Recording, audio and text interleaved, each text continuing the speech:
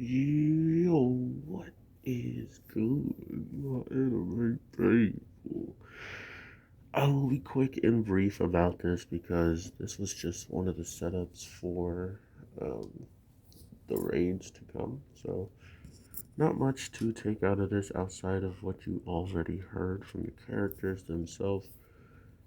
I was just gonna give like some experience in my own raids because I think this is one of the most amazing parts about this show is I always forget we're actually just watching people live the life that I would want to live, even though I wouldn't want to lose my memories every time I die, because I feel like raids are actually the biggest killing point of a character that you create.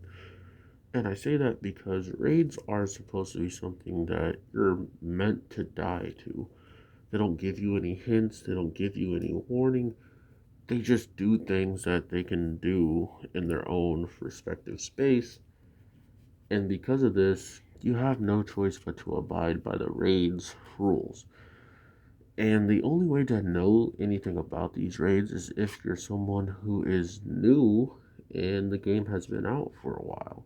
That's the only time you go into these things and end up usually winning without, nearly as much deaths or having people explain mechanics of fights that you may not have known, and just by making one false move during it, you could end up dead. So, this week's episode really handles the attempt of explaining different elements and different ways of equipping and buying items, which some games don't heavily use a lot of. I think this world being trapped and whatnot, it's just a lot easier to add the item system because it's going to change your everything that you're working towards for 15 minutes or more, which is pretty helpful.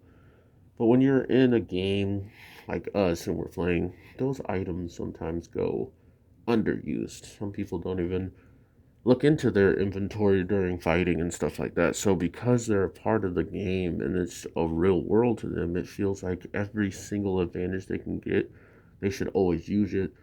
Use it. They should always use it because in this world, you're playing with your memories. And I think, yeah, everybody knows this. Shiro has made it public information. The problem with this is those memories are special and they make you who you are in the other world. But what if there's no true transportation back home? What if there's no way out of this server? What if this form that you are is really just you created, but it wouldn't make sense because they have knowledge of the outside world. How would avatars that I created in the game actually know of anything of my personal life outside of the game, right? So clearly there's a mind and soul connection. The real question is what is going on to the people outside of this world? We're in a third season and we have zero information of what could possibly be going on, which is a huge telling point of Loghorizon because look what a whole episode we spent time doing. Do you think they're ever going to talk about their physical forms outside of it in this week's episode? Like, does that ever an idea to you? Does it feel like that's even a real talking point, seeing how they know nothing really about it?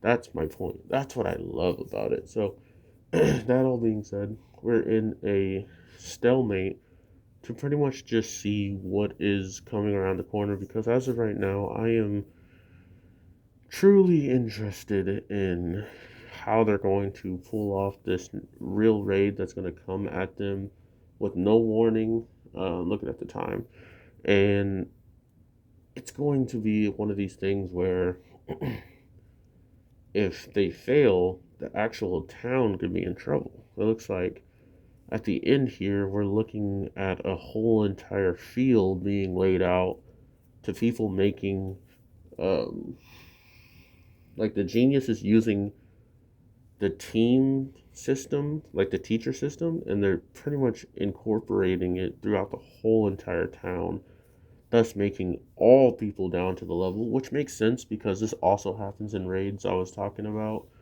And for example, in a game like Final Fantasy 14 where you can level down two people's level to help them with raids, knowing the mechanics, knowing the way bosses work, or knowing the way the fights are going to play out to put your people in the best situations possible without uh, minimal error.